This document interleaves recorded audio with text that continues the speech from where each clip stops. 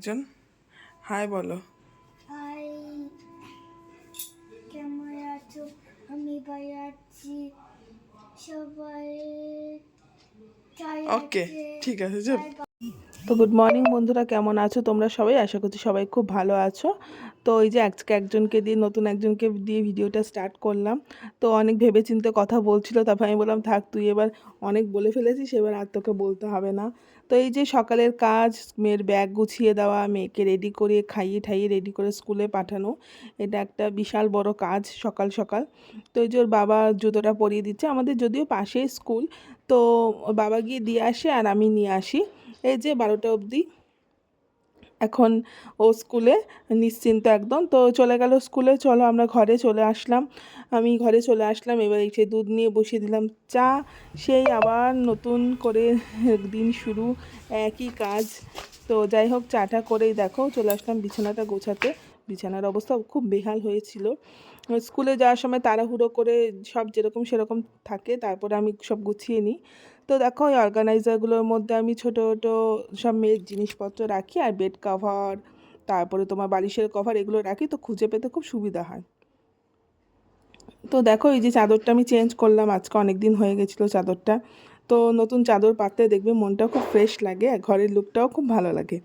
তো বিছানা গুছিয়ে নিলে মনে অর্ধেক কাজ হয়ে গেছে। তো ওর বাবাও স্কুল থেকে চলে এসেছে, আমি চাটা নিয়ে চলে আসলাম। এই যে আমরা দুজনে বসে চা খাচ্ছি।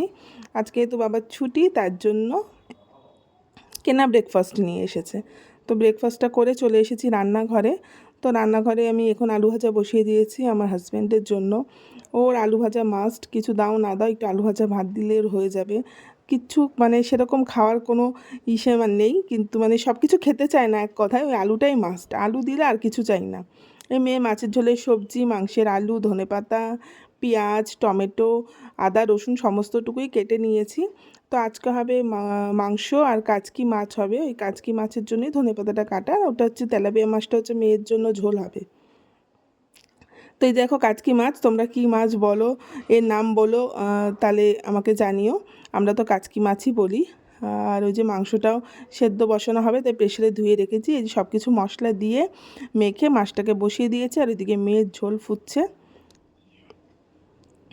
তো আলু ভাজাটাও আমার হয়ে গেছে, আলু ভাজাটাও এবার নামিয়ে ফেলবো। তো এই ফাঁকে চলো চলে গেলাম একটু ছাদে, অনেক জামা কাপড় কেচেছি, সেগুলোকে এবার রোদে দিয়ে আসি। তো দেখো রোদে জামা কাপড় দিয়ে চলে আসলাম নিচে, কারণ মেয়ে এসে গেছে স্কুল থেকে। আজকে বললাম না বাবা ছুটি, তো বাবা গিয়ে নিয়ে এসেছে। এই যে স্কুল থেকে এসে সব ড্রেস ট্রেস বাবা খুলে দিচ্ছে। আরও কত কিছু বলছিল, আমি ঠিক মানে শুনতে পাচ্ছিলাম না বলে সাউন্ডটাকে মিউট করে দিয়েছি। তো বাকি আরও এখনও কিছু জামা কাপড় রয়েছে, তো আবার সেগুলো দিতে ছাদে দৌড়লাম। তো দেখো সমস্ত কিছু মেলে ঠেলে দিয়ে চলে এসেছি। আর এই যে এইগুলো এক প্রস্ত সকালে কাচা হয়ে গেছে, এগুলো শুকিয়ে গেছে, আর এক বালতি দিয়ে আমি এবার নিচে নেমে আসছি। তো এবার এসে রান্নাঘরে যাই, দেখি কত দূর কী হলো। তো গিয়ে এখন দেখো মাংসটা বসিয়ে দেবো, তাই মাংসের আলুগুলোকে আগে ভেজে নিচ্ছি লাল করে। মাংস হলে আর কিছু লাগে না, বিশেষ করে সে চিকেন হোক মাটন হোক যাই হোক, মাংস হলে আমাদের খুব একটা লাগে না কিছু। তো যদিও আমার মা ভাই কেউ চিকেন খায় না, তো তার জন্য ওদের একটু অসুবিধা হয়। তো যাই হোক, এই দেখো এবার পেঁয়াজটাকে লাল লাল করে ভেজে নেব।